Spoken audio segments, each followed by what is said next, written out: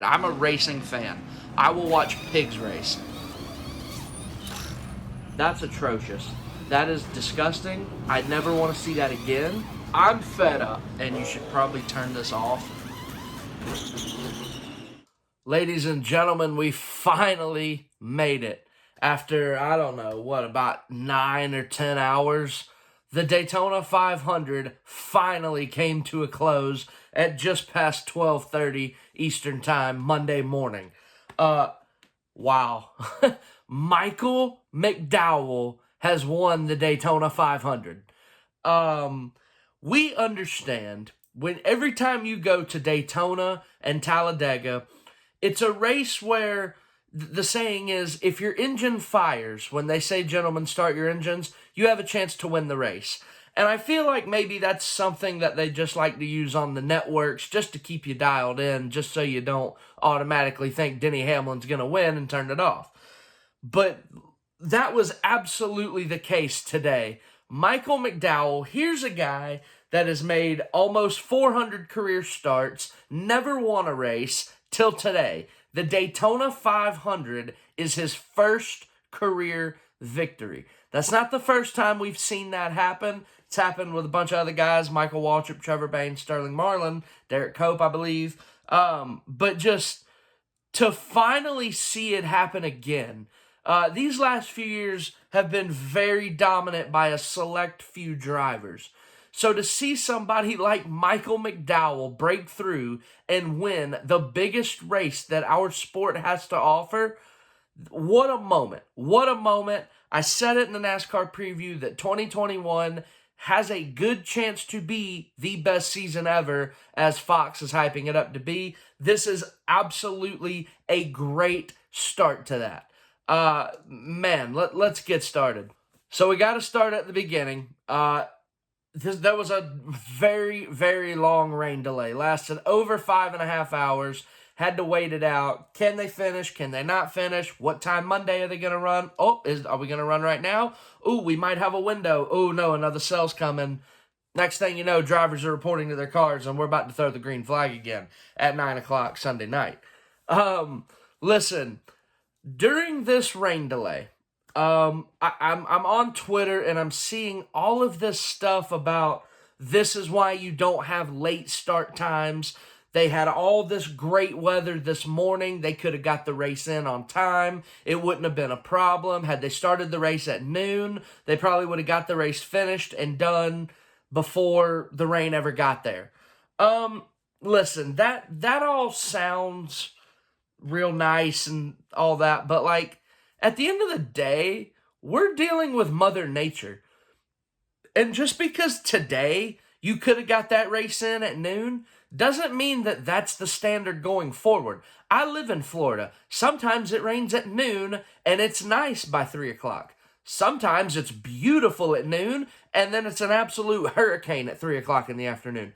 You never know. Like, all the Twitter fingers that were out here, and it's all these NASCAR writers and reporters and stuff that need something to complain about, just stop, okay?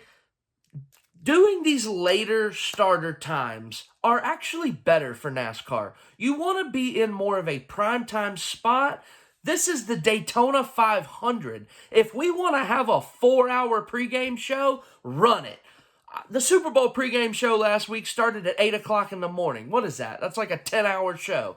Get out of here with that. If we want to have 4 hours of festivities, if we want to see Tom Rinaldi telling us stories about Ryan Newman's crash and Bubba Wallace's new race team, if we want a pre-race concert by Luke Combs, I think we deserve it. This is our crown jewel. This is our Super Bowl. This is our World Series. This is the Daytona 500. There is no problem starting this race at 3 o'clock in the afternoon with 4 hours of pregame.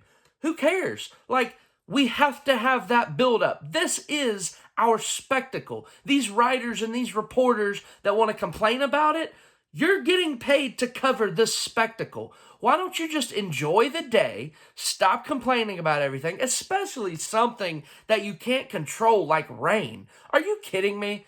Like, just because it was clear today at noon doesn't mean that next year at the Daytona 500 it's going to be clear at noon. I had no problems with NASCAR starting that race about 3 o'clock when they did. It's part of it. It's the buildup. It is the spectacle that is the Daytona 500. I'm fine with a long pre-race, ceremony, show, do all that. Hype it up, man. NASCAR needs the hype, they need the excitement, and they need the exposure. And having a long pre-race show where you can have a badass country concert and you can have these stories by Tom Rinaldi, who, by the way, I don't know how ESPN let him get out of the building. If we want to have that, I think we deserve it. So, as far as the later start time, I really don't have a problem with it, honestly. Now, we did get to race a little bit before this red flag for rain happened. Matter of fact, they completed 15 laps, and everybody's going to remember the big one happened. This crash involved like 16 cars, took like 12 of them out of the race, some heavy hitters. Ryan Blaney, Eric Almirola, Matt DiBenedetto, those three right there, I thought you were going to have to deal with them if you wanted to win this race. Those three just absolutely, those were three very strong cars. And the fact that they were all taken out in that wreck, the pole sitter, Alex Bowman, also taken out. It's a shame. It's a shame that they tore up a bunch of cars that early into the race. That being said, that wreck was nobody's fault. I saw, again, on Twitter, a lot of these experts saying that maybe this wreck was Christopher Bell's fault for, pushing Eric Almirola. Maybe it was Kyle Busch's fault for giving Christopher Bell the push that he gave to Eric Almirola. Listen, that is just one of them racing deals. Like, just straight up. I don't know. We got to keep a counter as to how many times I say just one of them deals this season. That right there was textbook just one of them deals. It's super speedway racing. It's restrictor plate racing. It's the draft. You are going to have things like this happen. Kyle Busch is supposed to push his teammate, Christopher Bell. Christopher Bell is supposed to push the guy in front of him, Eric Almirola. Eric Almirola got a huge shove and just couldn't hold on to it. I don't see how anybody could think that this wreck was anybody's fault, honestly. We saw it last year in the Daytona 500, actually, and it's kind of interesting because it involved Eric Almirola. He gave a huge shot to Brad Keselowski on the backstretch. Brad couldn't hold on to it, wrecked in front of the field, took out half the field. Look, it really is just one of them deals. You get it sometimes at Daytona and Talladega. It happens, man. To think that wreck right there was caused by one driver, I think it's a little irresponsible, and I think you just pay attention to the race and just kind of have a common, knowledge of what's going on. You would understand that wasn't anybody's fault. Now, after the wreck is where I had a problem. And I've had a problem with this for a couple years, ever since they established this rule. The damaged vehicle repair clock, whatever, I don't know the official name of it. Screw it. Whatever this little 6-minute clock is that NASCAR has, if you get into a wreck, you are only allowed to work on your car for 6 minutes. If you exceed the 6-minute time limit trying to fix your car, you're out of the race. Whose idea was that? What are we doing? Like, what sense does that make at all? That literally makes no sense to me whatsoever. The only thing you are doing is cutting the field in half and making it so less cars are running at the end of the race. Why do you want that? I don't know about y'all, but I actually kind of enjoyed seeing Tyler Reddick's car out there looking like a modified. Had no fenders, no hood. I mean, it was just the chassis and the motors, all you could see on the front end. I enjoy seeing that. I'm sorry, when you get tore up, but you want to keep going, that's what a car's supposed to look like. And NASCAR's trying to get away from that. And this damaged vehicle policy, the clock, all that, it's stupid. It's very stupid. It takes teams out of the race that don't deserve to be out, frankly. And it also can cause other problems. And it was on full display with one of the very next cautions that happened after the 5-hour rain delay. I believe it was Quinn Houff. It was Quinn Houff. He cut a tire and brought out a caution. And the reason he cut a tire is because he ran over some debris that fell off of William Byron's car. Now, is this William Byron's team's fault? No, I don't think it is. I think this is NASCAR's fault. If you had allowed William Byron's team just a normal amount of time to bring that car down pit road, hell, even take the car to the garage and put the new pieces on the rear end of that car, get it secure so nothing flies off, it doesn't ruin Quinn Houff's day. Now, I'm not going to sit here and, say poor Quinn Houff, whatever. I mean, the kid probably doesn't even deserve to be in the field. But you're going to have situations like this when you have a stupid rule like a clock, a 6-minute clock. I just think that's dumb. I don't see the point in it at all, honestly. So if you would have allowed the teams enough time to properly fix that race car and put it back out there on the racetrack, now that caution does not happen because Quinn Houff doesn't cut that tire and bring out a caution. I really don't understand what NASCAR is thinking there. It just doesn't make any sense. But back to the action on the track, that number 11 FedEx Toyota of Denny Hamlin, that car, I don't know how that car passed tech. That car was by far the fastest car on the racetrack, and I really don't think it was close. That car had an extra 100 horsepower than every other car out there. That dude could pull out a line with no draft help, pass a car, and then just lead. I think he led over half the race. This car that Joe Gibbs brought to Daytona for Denny Hamlin, that is one of the best super speedway cars I've probably ever seen in my life. That thing was stupid fast. He showed it. He won both stages. This dude is picking up right where he left off last year. He is going to be tough all season long. I think we know that.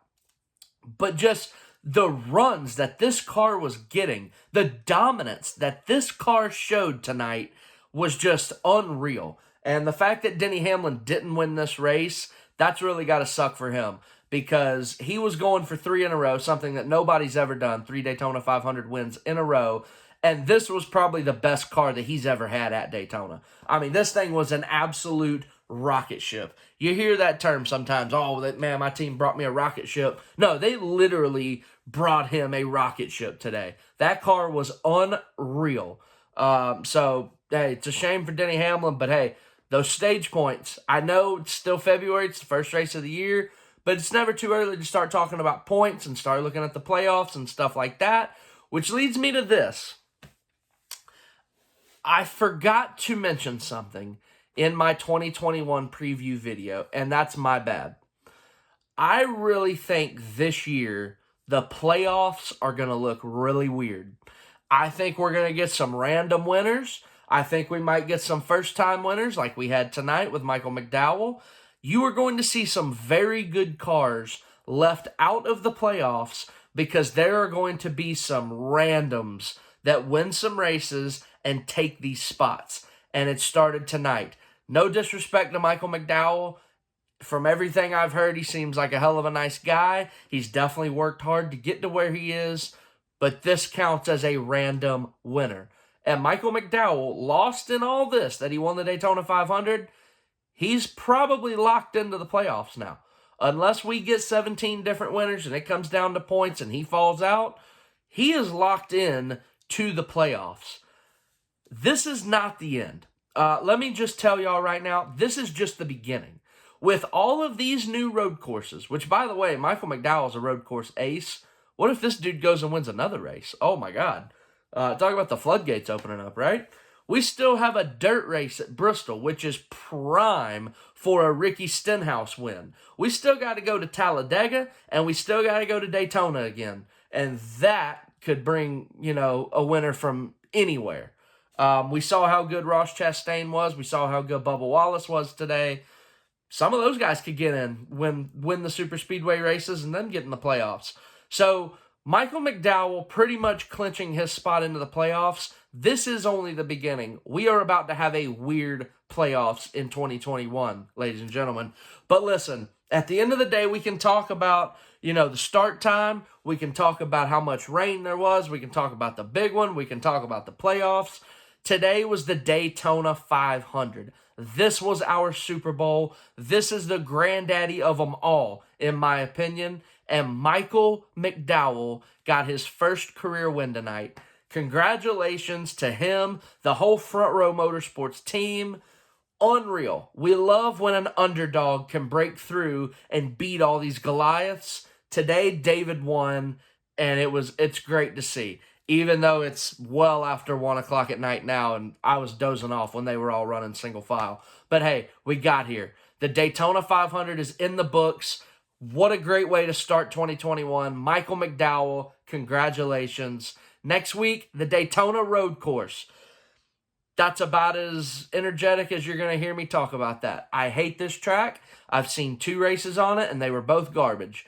Hopefully next week is better, but I can't promise anything, so let's just soak up tonight.